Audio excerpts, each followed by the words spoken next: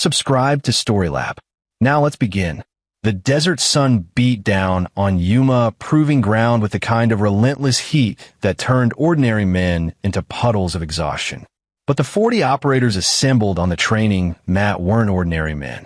They were Navy SEALs, some of the most elite warriors the United States military had ever produced, and right now they were learning how to kill with their bare hands. Jeremiah Quinn circled the mat like a predator, his 6'2" frame still carrying the lethal grace of a man half his 47 years.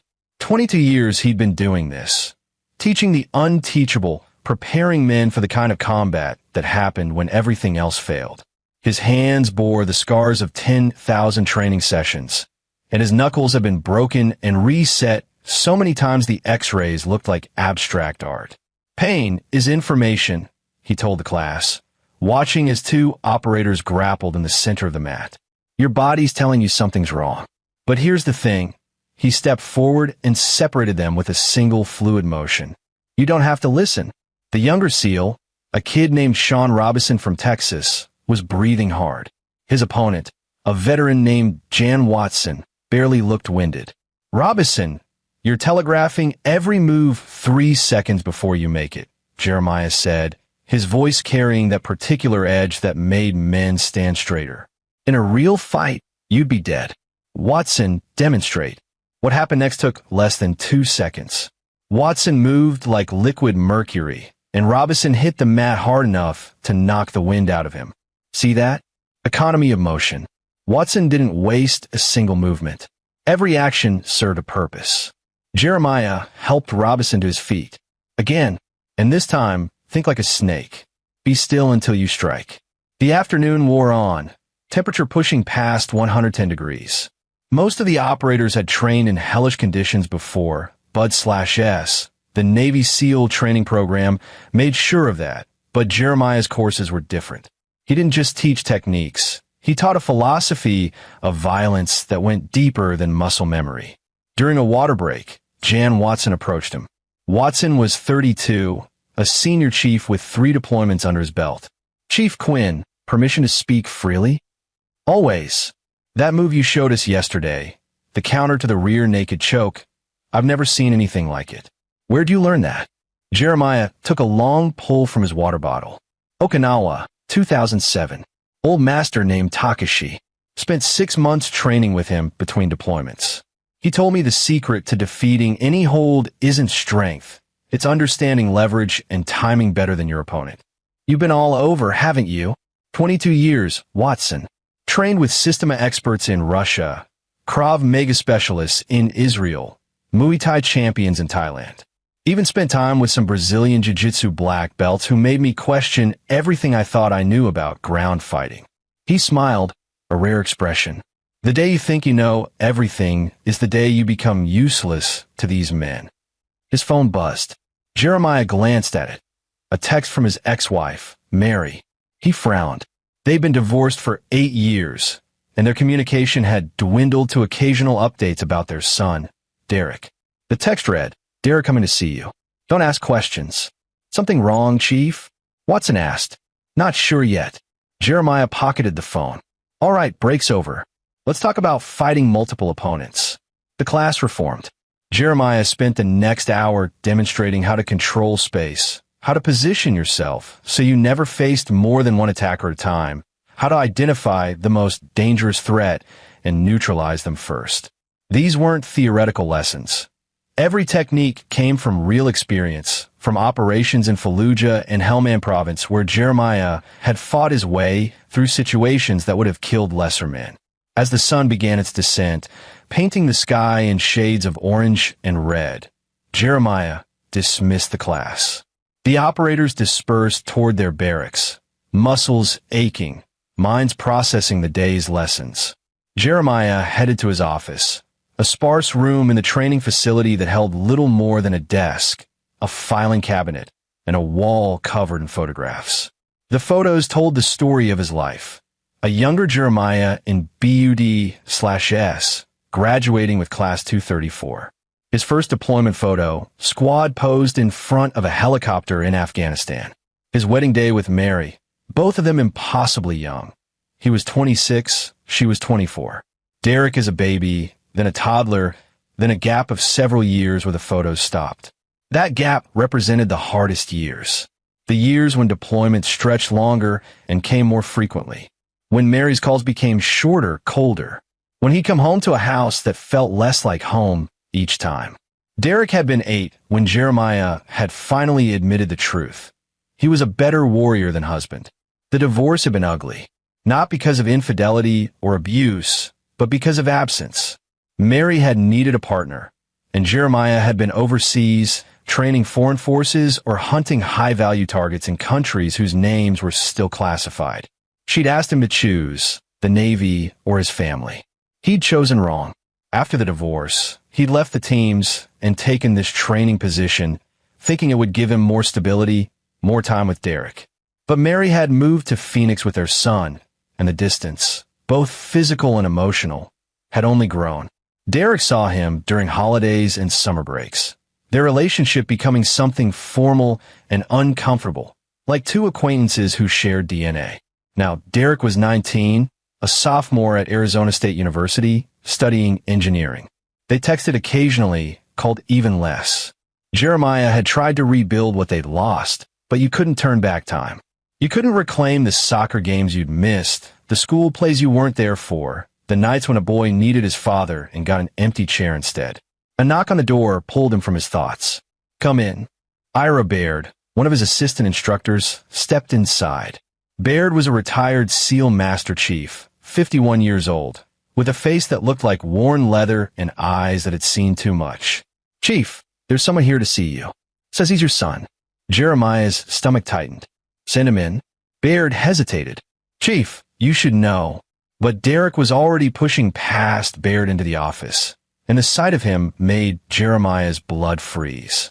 His son's face was barely recognizable. The left side was swollen and purple, his eye nearly shut. His nose was definitely broken, bent at an unnatural angle. His lower lip was split, and when Derek tried to speak, Jeremiah could see at least 2 teeth were missing. Derek's right arm hung in an improvised sling, and the way he moved suggested broken ribs. "Jesus Christ," Jeremiah breathed, moving around the desk. "Derek, I'm sorry, Dad." Derek's voice was thick, slurred. "I didn't know where else to go." Jeremiah guided him to a chair, his mind already cataloging injuries. This wasn't a simple beating. This was systematic, professional. Someone had taken their time. "Baird, get the medic. Now." Baird was already moving. Jeremiah knelt in front of his son, carefully examining the damage. "Who did this?" Derek wouldn't meet his eyes. "I can't tell you." "Derek, I can't, Dad. They said they'd kill me if I told you." "Derek's good." I was wet with tears. "They said they'd make it look like an accident." A cold fury settled over Jeremiah, the kind of emotion he'd learned to control during 22 years of combat. It was a dangerous thing, rage like that. It made you sloppy, but properly channeled, it made you unstoppable. "Tell me everything," Jeremiah said quietly. "Start from the beginning." Derek swallowed hard, wincing at the pain. "It's Kurt, Mom's husband." Jeremiah knew Mary had remarried 3 years ago. Kurt King, a Phoenix Police Department sergeant. They'd never met. Jeremiah had been deployed during the wedding, and by the time he got back, Mary had made it clear he wasn't welcome in her new life. "What about him?" He's been getting worse." At first there was just comments, about how I was weak, how I wasn't a real man like him. Mom tried to defend me, but that just made it worse. Then it escalated. Shoving. Occasional slaps. Always where it wouldn't show. Jeremiah's hands clenched into fists. "Last month, I told him I'd had enough. That I was moving out. He said if I left, he'd make sure Mom paid the price. He said his friends on the force would make her life hell. Parking tickets, harassment, worse. So I stayed." Derek's voice cracked. "But yesterday, I told him I was coming to see you for the weekend. He said no son of his was going to visit some washed-up SEAL who couldn't even keep his family together. I'm not his son," I told him. That's when Derek gestured to his face. "He beat me for 3 hours, Dad, in the garage where Mom couldn't hear. He used a phone book so it wouldn't leave marks in some places, but then he got angry, really angry, and he didn't stop. The medic arrived. a corpsman named Harvey Potts who'd served with Jeremiah in Ramadi. Potts took one look at Derek and immediately began his assessment. 3 broken ribs, broken nose, possible orbital fracture, Potts said after a few minutes. His right arm has multiple fractures. Looks like someone stomped on it. You need the hospital, Chief. No hospitals, Derek said quickly. Kurt's got friends everywhere. He'll know. He said if I went to the cops or a hospital, his friend would take care of it. They'd say I attacked him, that it was self-defense. He's a cop, Jeremiah said, understanding dawning. He's got the system on his side. Derek nodded. His whole precinct's corrupt, Dad. They cover for each other. There was this case last year. A guy accused Kurt of planting evidence. Guy ended up dead in a jail cell. They ruled it suicide, but everyone knew. Jeremiah stood, his mind racing through options. Traditional justice wouldn't work here. Kurt had insulated himself with a network of corrupt cops who'd protect him. Going through official channels would mean paperwork, investigations, and in the meantime, Mary would be vulnerable and Derek would be a target. No, this required a different approach. Potts, stabilize him. Set that nose, splint the arm. I want him comfortable. Chief, he really should. I know what he should do. Right now. I'm telling you what he's going to do. Understood. Potts nodded. He'd served under Jeremiah long enough to recognize that tone. While Potts worked, Jeremiah stepped outside. The evening air was cooler now, the desert temperature dropping rapidly. He pulled out his phone and scrolled through his contacts. Ira Baird was standing nearby, waiting. You heard? Jeremiah asked. Enough. I need a secure line. Scrambled. And I need you to gather the current class. All 40 of them. Tell them it's urgent. Baird studied him for a long moment. Chief, whatever you're planning. I trained these men to fight evil, Baird. To protect the innocent. To be warriors who stand between the wolves and the sheep. Jeremiah's voice was steel. Right now, my son is lying in there because a corrupt cop thought he could brutalize a kid without consequences. That cop has 27 other officers protecting him. 28 in the precinct, you said? Yeah.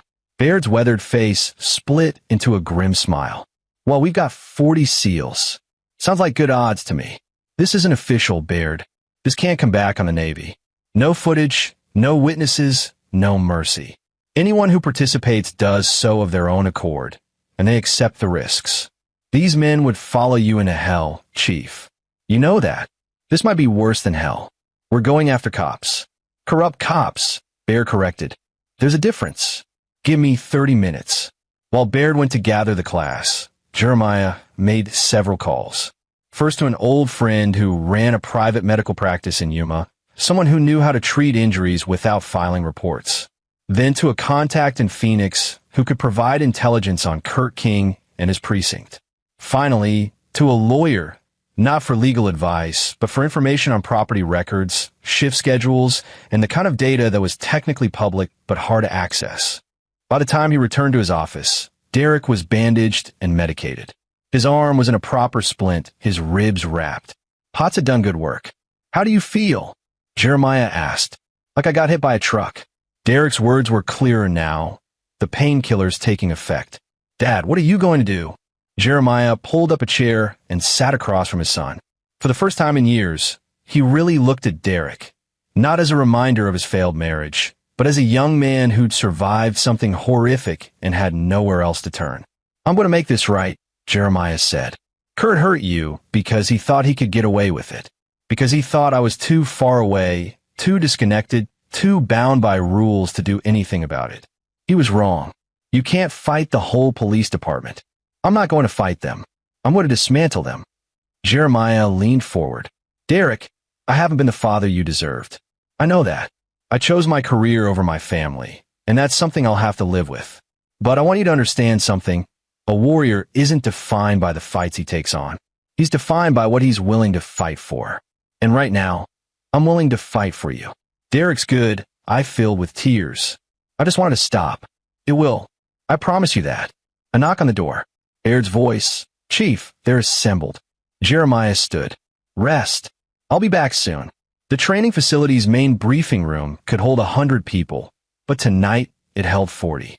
40 Navy SEALs, ranging in age from 23 to 38, representing years of combined combat experience.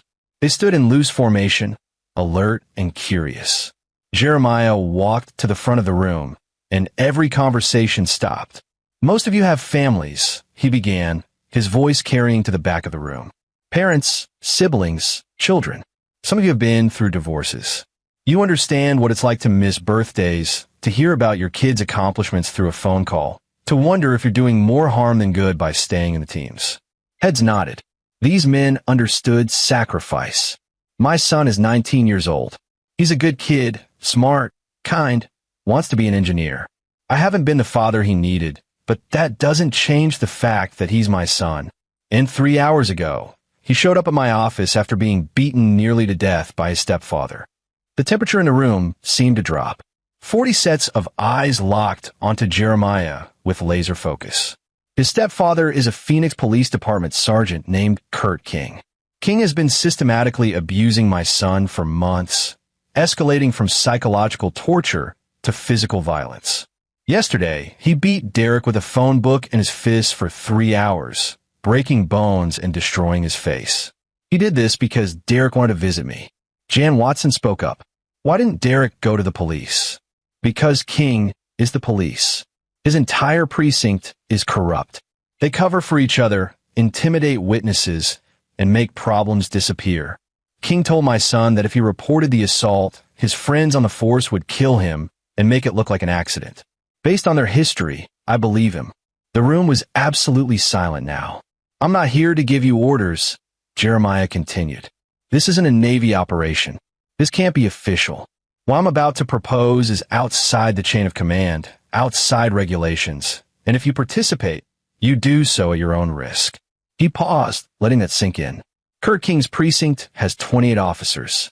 Most of them are dirty, protecting each other, taking bribes, planting evidence, beating suspects. They operate with impunity because they know the system protects cops.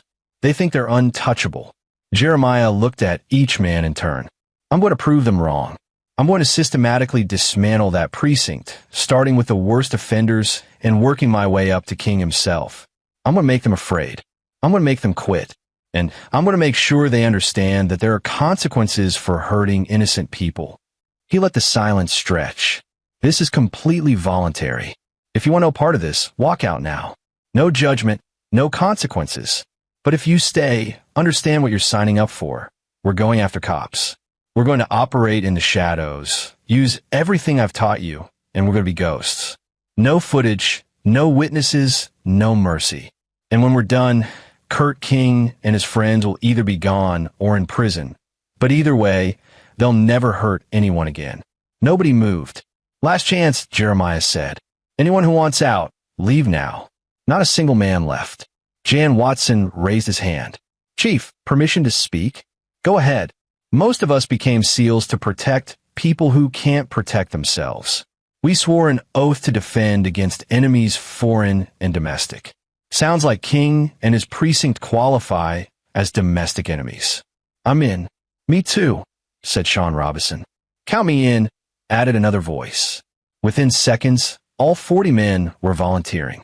Jeremiah felt something he hadn't felt in years, pride mixed with gratitude. These men didn't owe him anything beyond the training he provided, but they were willing to risk their careers, their freedom, even their lives for a cause they believed in. "Thank you," he said simply. "Here's how this is going to work." He spent the next 2 hours laying out the plan. It was complex, multi-layered, and designed to exploit every weakness in King's network. They'd start with intelligence gathering, identifying which cops were the worst, where they lived, their routines, their vulnerabilities. Then they'd begin a campaign of psychological warfare, making the officers paranoid, turning them against each other. Some would be approached with evidence of their crimes and given a simple choice: resign immediately or face exposure. Others would find themselves in situations where their corruption was revealed to honest cops or the media. The most dangerous ones, the ones like King who enjoyed hurting people, would receive personal visits that would convince them Phoenix was no longer safe. "We split into teams of 4, Jeremiah explained, using a map of Phoenix spread across a table. "Each team gets assigned specific targets. We rotate surveillance, never establishing patterns. We gather evidence, photos, recordings, witnesses, and we use that evidence as leverage. What about King himself? Sean Robinson asked. King is mine, Jeremiah said flatly. But he's also last. We take down his support structure first. Isolate him. Make him feel what it's like to be helpless and afraid. Then, when he's got nobody left to protect him, we finish it. Ira Baird spoke up. Chief, I've got contacts in Phoenix. Former SEALs who retired there, some cops who actually give a damn. I can coordinate intelligence and provide safe houses. Good. Watson, you're my second in command on this.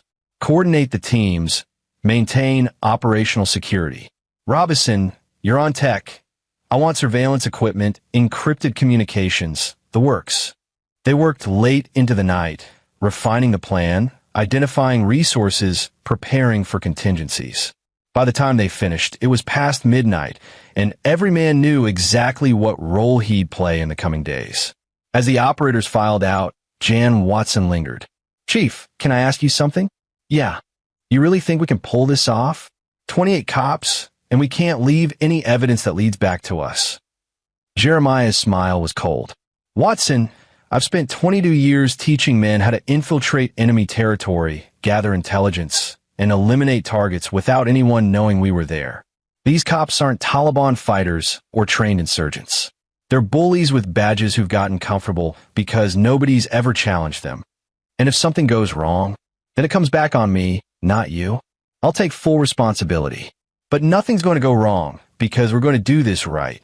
He put a hand on Watson's shoulder. Trust the training. Watson nodded and left. Alone in the briefing room, Jeremiah stared at the map of Phoenix.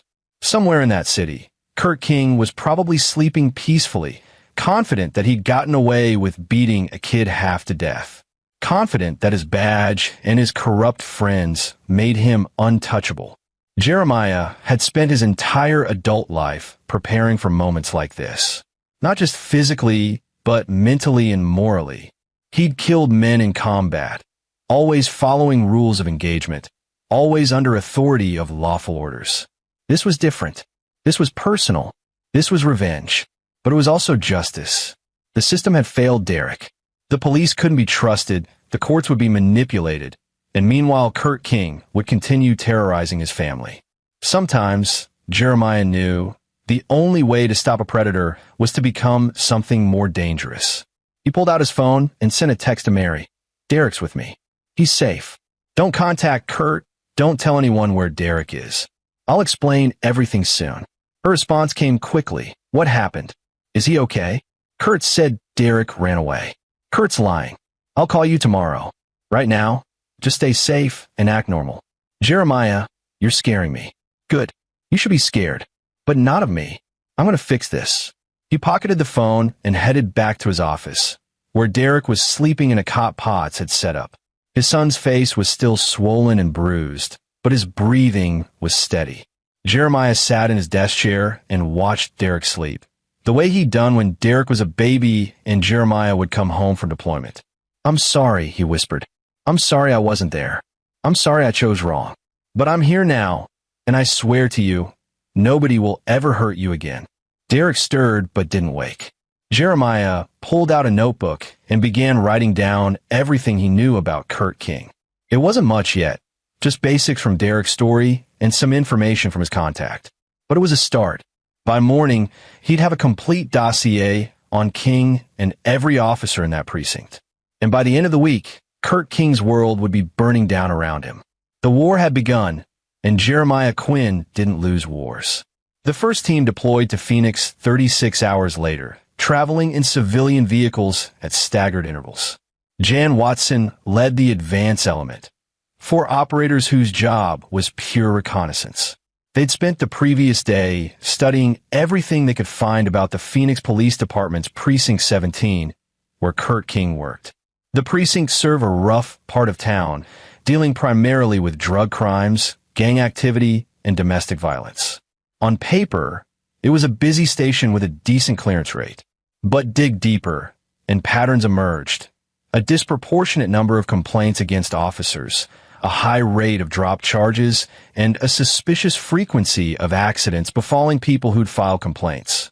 Watson and his team, consisting of Sean Robinson, Randy Salas, and Dwayne Simpson, established their base of operations in a rental house 3 miles from the precinct. The house was owned by one of Ira Baird's contacts, a retired SEAL named Bill French who'd left Phoenix PD after trying to blow the whistle on corruption and getting run out instead. French met them at the house, a burly man in his 50s with a salt and pepper beard and eyes that had seen too many dirty cops get away with too much. "Welcome to hell," French said, shaking Watson's hand. "Baird told me what you're doing. About damn time someone put King and his crew in their place." "Tell us about them," Watson said, setting up a laptop on the kitchen table. French pulled up a chair. "Kurt King's been with the department for 15 years. Started as a patrol officer, made sergeant 8 years ago. Smart, politically connected, and mean as a rattlesnake. He's got a rep for being tough on crime, but that's just PR. Really, he's tough on anyone who gets in his way." "What kind of crew does he run with?" Robinson asked, already setting up surveillance equipment. "King's tight with about 8 guys in particular. His core group. They cover for each other, sharing whatever schemes they're running. Dan Houston's his number 2, been his partner for years. Then there's Stuart Norris, Andre Roberson, Marvin Weiss, all sergeants or senior officers. Below them are younger cops who either worship King or are terrified of him." "What kind of schemes?" Watson asked. French's expression darkened. "Where do I start? Asset forfeiture abuse. They'll pull over anyone carrying cash and just take it, claim it's drug money. Protection rackets for certain businesses in their territory. Planting evidence when they need an arrest. And beating the hell out of anyone who disrespects them. How have they gotten away with it?" Dwayne Simpson asked. "Because everyone who tries to stop them ends up sorry. I tried going through channels, filed a complaint with Internal Affairs. Next thing I know, I'm being investigated for excessive force on a call where I wasn't even present. They manufactured evidence, intimidated witnesses, the whole 9 yards. My own lawyer advised me to resign rather than fight it." French's jaw clenched. "They're protected from above. King's got dirt on a deputy chief, and that deputy chief makes sure nothing sticks to King or his crew." Watson absorbed this. "We're going to need everything you've got. Files, names, patterns, schedules. Already compiled." French pulled out a thumb drive. 15 years of watching these bastards operate.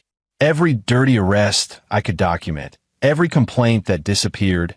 Every victim who was too scared to testify. It's all there.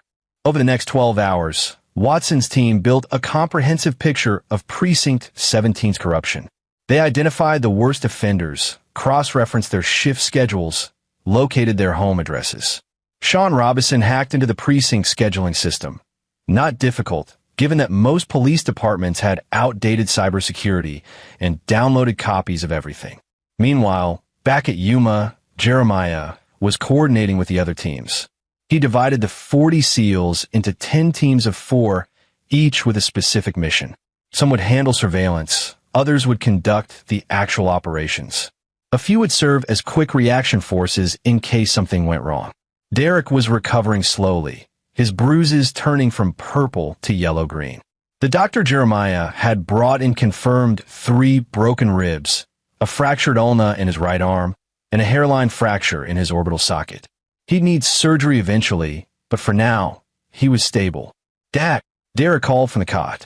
Jeremiah looked up from his laptop. "Yeah. What's happening? I keep hearing people coming and going." Jeremiah saved his work and walked over to Derek's cot. "We're putting together an operation. Remember those 40 SEALs I mentioned? They all volunteered to help." Derek's good eye widened. "All of them? Every single one? To do what?" "To make sure Kurt never hurts anyone again." Jeremiah pulled up a chair. "Derek, I need to ask you some questions. About Kurt, about the precinct, about anything you've seen or heard." "Okay. Has Kurt ever mentioned specific names of cops he works with?" Derek thought for a moment. "Yeah. Dan Houston. He comes over for dinner sometimes. Kurt always jokes about how they clean up the streets together. There's also a guy named Stuart Norris. Kurt talks about him like he's some kind of enforcer." "Anyone else?" "A bunch of names I've heard, but can't remember. Oh, but there was this one time, about 6 months ago, I overheard Kurt on the phone. He was angry, talking about some guy who was threatening to go to the feds about something. Kurt said they needed to handle it before it became a problem. Did he say what happened? Derek shook his head. But a few weeks later, I saw a news story about a guy who died in police custody at Kurt's precinct. They said he hung himself, but he trailed off. You think it was murder? I don't know. But Kurt seemed really relieved after that. Jeremiah made notes. This matched what Bill French had told Watson's team. King and his crew were willing to kill to protect themselves. One more question, Jeremiah said. When Kurt beat you, did he say anything specific? Any threats, any plans? Derek's face tightened. He said I was lucky he didn't kill me. He said if I ever told anyone, he'd make Mom disappear and claim she'd run off. He said his friend would back him up, and nobody would ever question it because cops protect their own. Jeremiah's jaw clenched. Kurt King had been confident enough to outline his entire protection scheme to a victim, secure in the knowledge that the system would never hold him accountable. Thank you, Jeremiah said. Get some rest. This'll be over soon. That night, Jan Watson called in his first report. Chief, we've got eyes on 6 targets tonight. King's at home with your ex-wife. He seems calm. No indication he's worried about Derek. Houston and Norris are both working the night shift. We've also identified a weak link, a guy named Ricky Hampton. He's newer to King's crew. Seems nervous. Might be someone we can flip. Good work. Start with the periphery. The guys who aren't King's core group, but benefit from his protection. Let's see if we can get some of them to quit on their own. Roger that. We're moving on our first target tonight. The first target was Officer Carlton Hughes, a 3-year veteran who'd been present at multiple incidents where excessive force complaints had been filed but never substantiated. According to French's files, Hughes had a cocaine habit and a gambling problem. At 2 a.m., Watson's team entered Hughes's apartment. They'd watched him leave for his shift an hour earlier, and his locks were embarrassingly easy to bypass. Inside, they planted evidence of his drug use in places where it would be discovered during a routine inspection. They also left a single playing card, the Ace of Spades, on his pillow with a message written on it. They know. Resign now, or everyone finds out. The next morning, Hughes called in sick. The morning after that, he submitted his resignation, citing personal reasons. One down. The second target was Officer Justin Holder, who'd been involved in several questionable shootings. Watson's team followed Holder for 3 days, documenting his routine. On the 4th day, Holder got into his car to find an envelope on his dashboard. Inside were photos of him accepting a bribe from a known drug dealer, along with a typed note. You have 48 hours to turn in your badge. After that, these go to the FBI. Holder resigned 2 days later. 2 down. The operations continued over the following week, each one precisely calibrated to the target's vulnerabilities. Some officers were confronted with evidence of their crimes and given a choice. Others found themselves in situations where their corruption was exposed to people who could hurt them. Other cops, criminals they double-crossed, journalists looking for stories. By the end of the 5th day, 8 officers from Precinct 17 had resigned. The precinct commander was scrambling to understand why his personnel were abandoning ship. Some of King's crew were getting nervous. But Jeremiah wasn't satisfied with resignations alone. Some of the cops were too dangerous to simply let walk away. These are the ones who'd get a more direct intervention. Officer Dan Houston, Kurt King's right-hand man and suspected of at least 2 murders, was walking to his car after his shift when 4 men stepped out of the shadows. They moved with military precision, surrounding him before he could react. Don't move, Jan Watson said quietly. Don't scream. Don't reach for your weapon. Houston was a big man, 6'4" and 240 pounds, with a reputation as a brawler. He'd beaten suspects in custody, terrorized witnesses, and once put a defense attorney in the hospital for asking too many questions during a deposition. Who the hell are you? Houston growled, his hand moving toward his gun. Sean Robinson broke Houston's wrist before the officer's fingers touched the holster. The crack of bone echoed in the parking structure, followed by Houston's scream. We said don't reach for your weapon, Watson said calmly. Let's try this again. We're going to have a conversation, and you're going to listen very carefully. Houston clutched his broken wrist, his face pale with pain. You're dead. All of you. I'm a cop. Dwayne Simpson hit Houston in the solar plexus, driving the air from his lungs. When Houston doubled over, gasping, Simpson grabbed him by the hair and forced him to look up at Watson. "You're not a cop," Watson said. "You're a criminal with a badge. And we're here to give you a choice. Resign tomorrow, turn yourself in, and confess to every crime you've committed. Or we'll make sure you never work in law enforcement again. And that's the gentle option." "Fuck you," Houston spat. "Wrong answer." What happened over the next 30 minutes was professional and brutal. Watson's team didn't enjoy it. They weren't sadists, but they were efficient. Houston was systematically broken down, both physically and psychologically. They used techniques Jeremiah had taught them. Pressure points, joint manipulation, psychological warfare. Nothing that would kill him, nothing that would leave permanent damage, but everything that would make him understand he was helpless. When they were done, Houston was lying in the fetal position, sobbing. "You have until noon tomorrow," Watson said, standing over him. "Resign and confess, or we come back. And next time, we won't be this gentle. Do you understand?" Houston nodded, unable to speak. "Good. One more thing." Watson crouched down. "If you tell anyone about this, if you try to warn King or anyone else, we'll know. And then every crime you've ever committed gets sent to the FBI, the state attorney general, and every news outlet in Arizona. Your choice." They left Houston in the parking structure, broken and terrified. The next day, Dan Houston turned himself into the FBI, confessing to accepting bribes, falsifying evidence, and assaulting suspects. His testimony implicated 5 other officers, including Stuart Norris. 3 down, multiple others facing investigation. Back in Phoenix, Kurt King was starting to panic. His crew was falling apart. Officers were resigning, others were under investigation, and nobody knew why. He tried to maintain order, to keep his people in line, but the uncertainty was eating at them. "What the hell is going on?"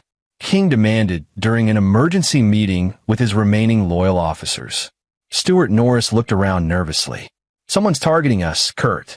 This isn't random. Someone knows exactly who we are and what we've done." "You think it's the feds?" asked Officer Andre Roberson. "The feds would have raided us, brought charges," King said. "This is something else. This is personal. Could it be one of the families we've dealt with?" Norris suggested. King thought about that. They'd made a lot of enemies over the years, but none of them had the resources or skills to pull off this kind of coordinated campaign. Then he remembered Derek, the kid who'd shown up bloody and threatening to run to his father. The kid Kurt had beaten and warned to stay quiet. What day did Derek Quinn run away? King asked suddenly. Norris checked his phone. 8 days ago. What? 8 days ago. And that's when everything started falling apart. His father, King said slowly. Derek's father is Jeremiah Quinn, former Navy SEAL, now trained SEALs at Yuma Proving Ground. The room went quiet. "You think a SEAL is doing this?" Roberson asked. "Not just a SEAL. A guy who spent 22 years teaching the most elite warriors in the world how to fight. And we beat his son half to death and threatened to kill him." "Christ," Norris breathed. King stood, his mind racing. "Listen to me, all of you. We need to circle the wagons. Nobody talks to anyone outside this room. We watch each other's backs. And we find Quinn before he comes for us." "Ow," Roberson asked. "If he's behind this, he's not going to be easy to find. Then we go after his family," King said. "We bring Mary in, use her as leverage." Norris shook his head. "Kurt, that's your wife. She's a liability. If Quinn's after us, he'll come for her eventually anyway. Better we control the situation." But even as King made plans, he felt something he hadn't experienced in years: fear. Real, genuine fear. Because somewhere out there, a warrior who'd spent decades learning how to kill was coming for him, and King had no idea how to stop it. Mary Quinn, now Mary King, sat in her kitchen, staring at her phone.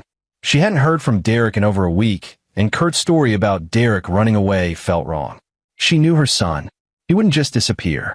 The text from Jeremiah had been cryptic and disturbing. "Derek's with me. He's safe." What did that mean? Why was Derek with Jeremiah? And why had Jeremiah told her not to contact Kurt? She tried calling Derek's phone, but it went straight to voicemail. She tried calling Jeremiah, but he wasn't answering. All she had were questions and a growing sense of dread. Still nothing.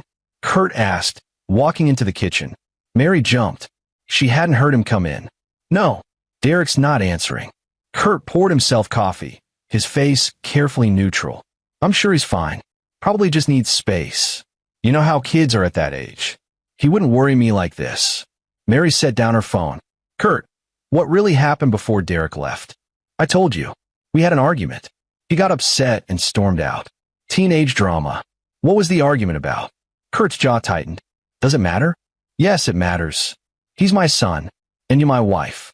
Maybe it's time you decided where your loyalty lies. Mary stared at him, shocked. Are you seriously suggesting I have to choose between you and Derek? I'm suggesting that Derek's been disrespectful and ungrateful. I've tried to be a father to him, and all he does is throw it back in my face. Maybe some time away will teach him some respect. There was something in Kurt's tone that made Mary's skin crawl. Something cold and threatening. She noticed changes in Kurt over the past year. Moments of anger that seemed disproportionate, a controlling nature that had become increasingly oppressive. But this was different. This felt dangerous. I think I should go to Yuma, Mary said. Check on Derek. No. Excuse me. Kurt set down his coffee mug with deliberate care. You're not going to Yuma. You're going to stay here, and we're going to present a united front. Derek made his choice. He'll come home when he's ready. Kurt, this discussion is over, Mary. He walked out, leaving Mary alone with her fears. She waited until she heard his car leave. He was heading to work, then immediately called Jeremiah. This time, he answered. Mary, Jeremiah, what's going on? Where's Derek? Why did you tell me not to contact Kurt? There was a long pause. Then, Mary, I need you to listen very carefully. Derek is safe. He's here with me, under medical care. He was badly injured before he came here. Mary's hand flew to her mouth. Injured? How? What happened? Kurt beat him. For 3 hours. Broke bones, destroyed his face. Derek came to me because he was afraid Kurt would kill him. The world tilted. Mary gripped the counter to steady herself. That's no. Kurt wouldn't. He did. And he threatened to kill Derek if Derek told anyone. That's why Derek ran. That's why you can't trust Kurt. Oh my God. Tears were streaming down Mary's face. Is Derek okay? He will be. But Mary, you need to understand something. Kurt is dangerous. He's part of a corrupt network of cops who cover for each other.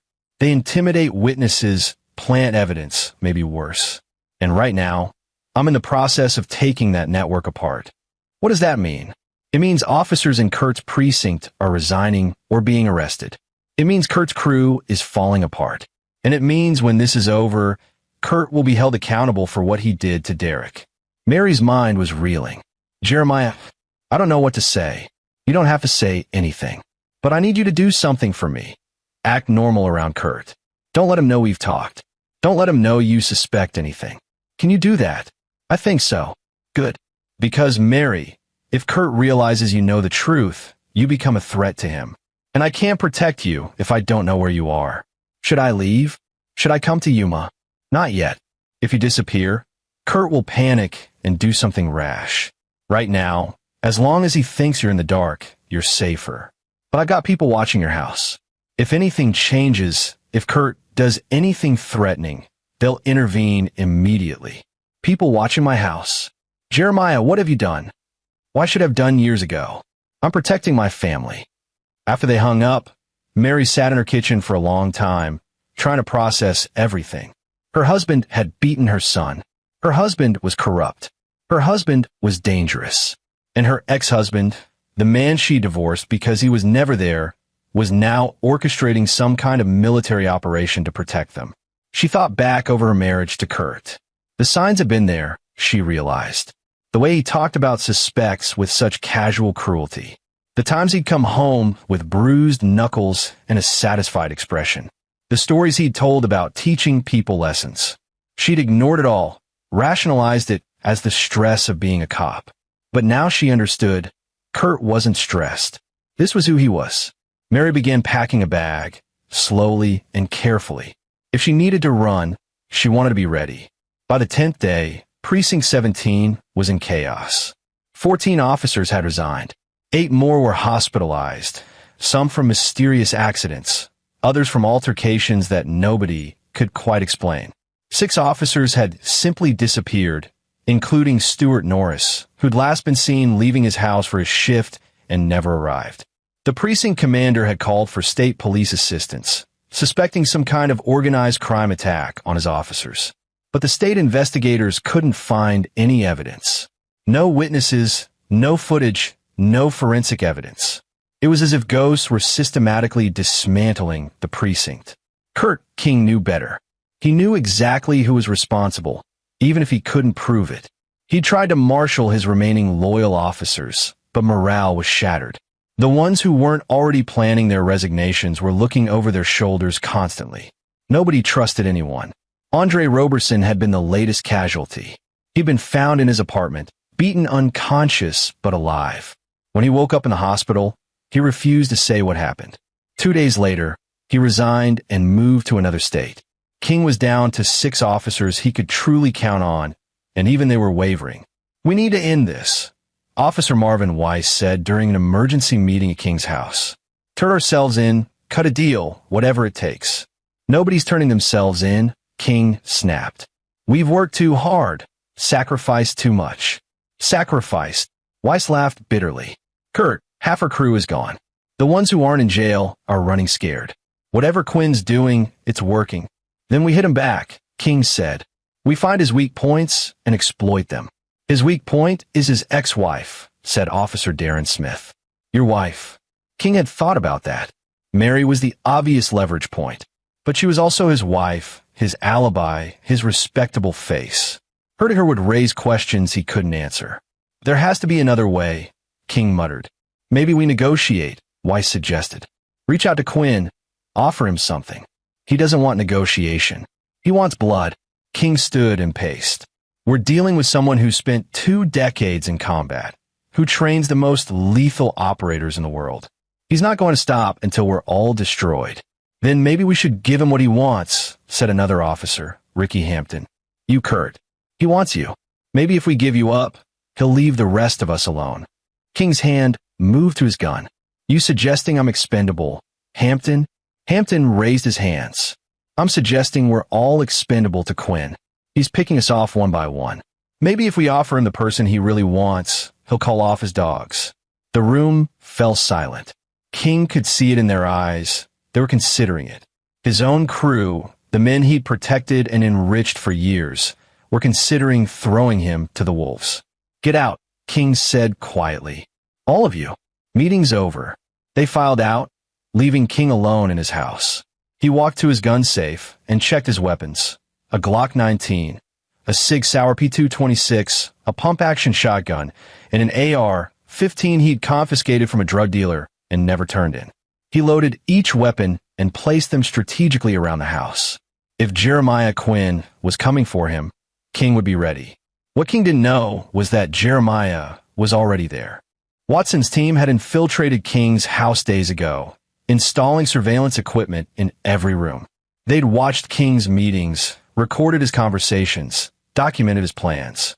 Every word King had spoken about beating Derek, about killing suspects, about corrupting the system, all of it was on tape. And now, Jeremiah had enough evidence to bury Kurt King forever. But evidence wasn't enough. Jeremiah wanted King to feel what Derek had felt. Helpless, terrified, broken. On the 14th night after Derek's arrival, Jeremiah drove to Phoenix. He went alone, against Watson's advice, because this final confrontation had to be personal.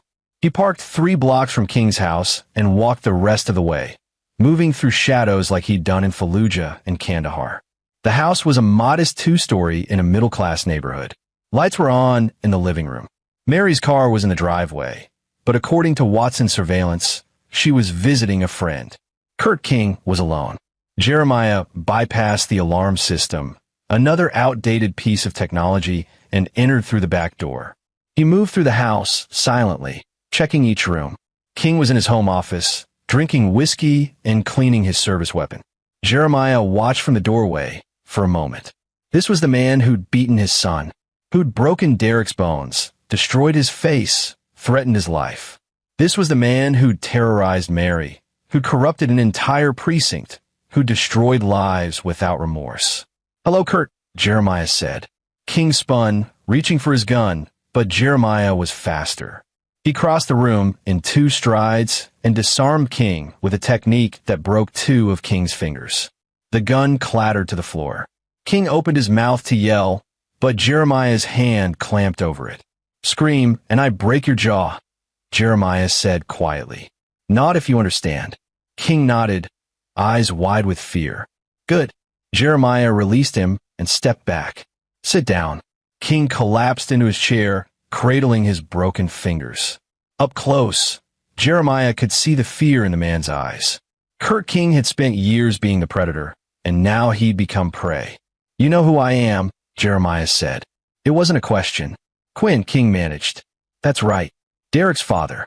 The man whose son you beat for 3 hours. The man whose family you threatened to destroy." Jeremiah pulled up a chair and sat across from King. "I want you to understand something.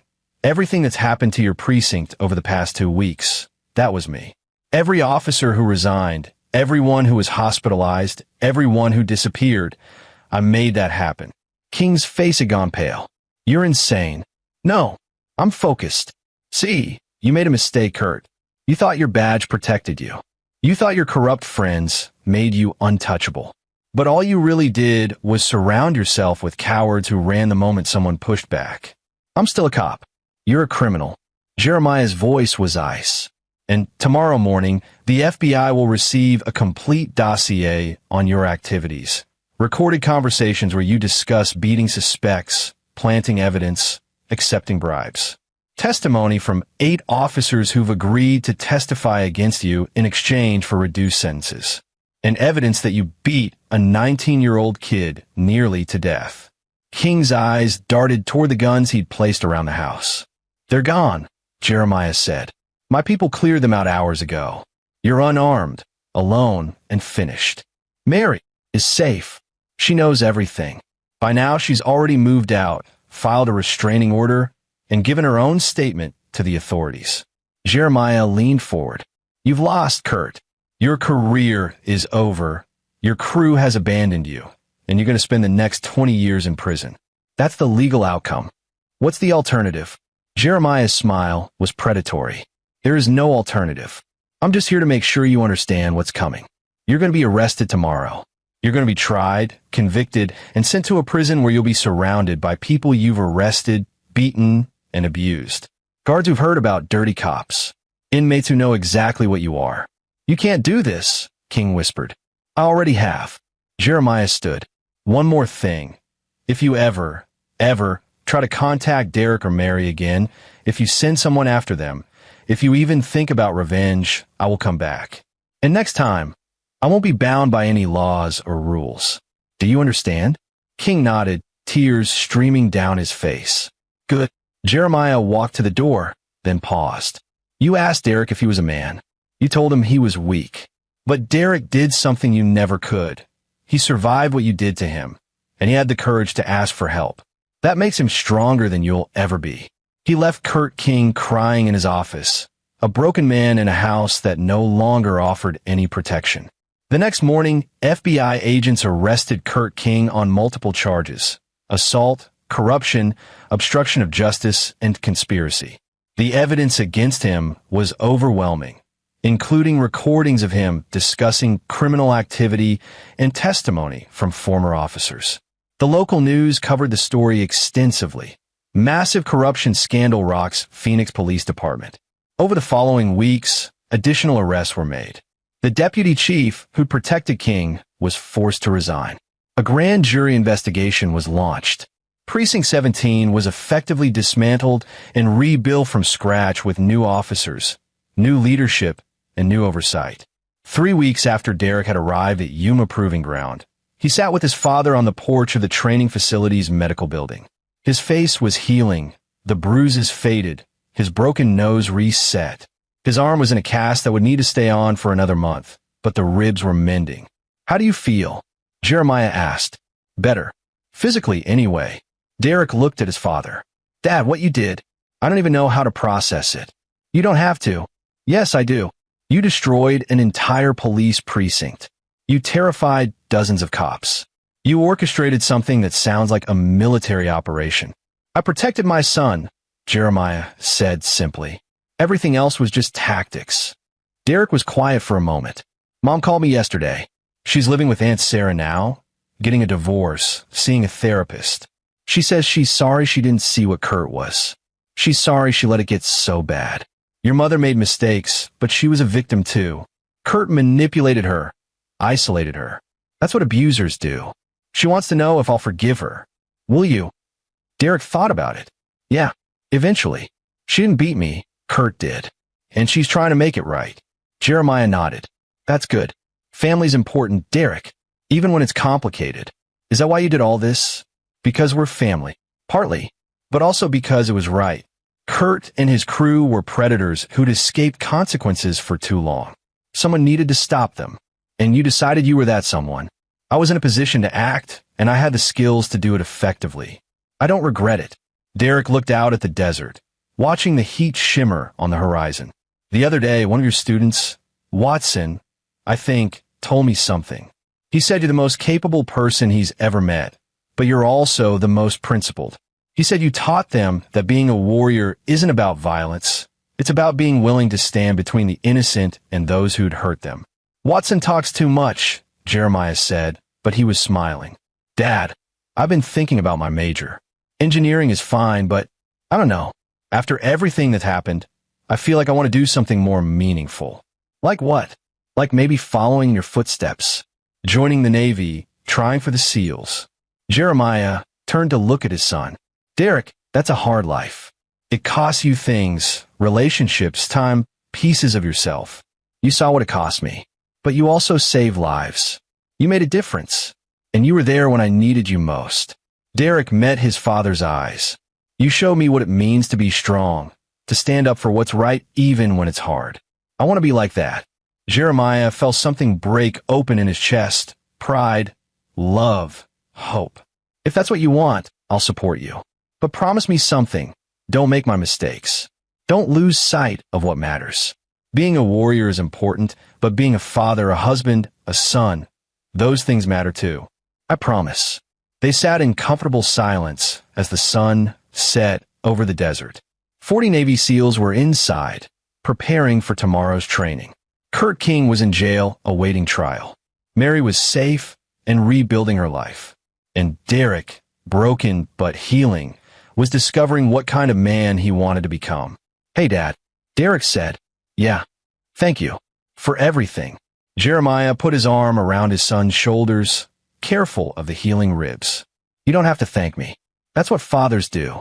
We protect our children. We fight for them. And we make sure they know they're loved, even when they're not sure they deserve it. Especially then. The stars were coming out now, brilliant against the darkening sky. Somewhere in Phoenix, lives were being rebuilt. Corrupt cops were facing justice. Victims were finding closure. And in Yuma, a father and son were finding their way back to each other. It wasn't a perfect ending. Those didn't exist in real life. Kurt King's trial would be long and painful. Some of his crew had escaped justice by fleeing the state. Mary would carry scars from her marriage for years. And Derek's physical injuries would heal faster than the emotional ones. But it was enough. Justice had been served. A predator had been stopped. And a family, broken by distance and mistakes, was learning how to be whole again. Jeremiah looked at his son, bruised but unbroken, hurt but healing, and felt something he hadn't felt in years. Hope. Come on, he said. Let's get you inside.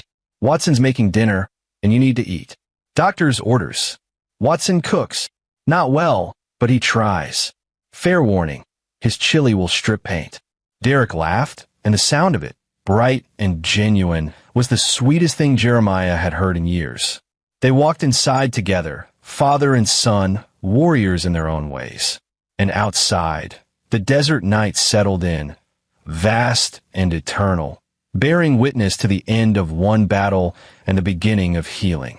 The story had started with violence and pain. It ended with justice and hope.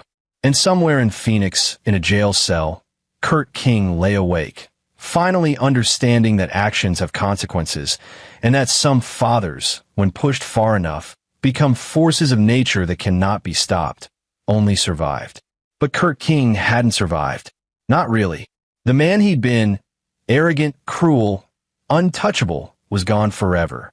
What remained was a hollow shell awaiting punishment, haunted by the knowledge that he'd underestimated the wrong person. And Jeremiah Quinn, the instructor who'd spent 22 years teaching men how to fight, had taught one final lesson. That true strength isn't about dominating others.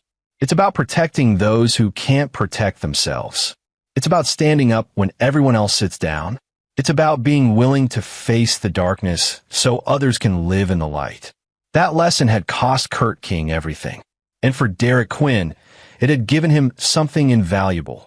Proof that his father loved him enough to go to war for him. In the end, that was what mattered most. This is where our story comes to an end. Share your thoughts in the comments section. Thanks for your precious time.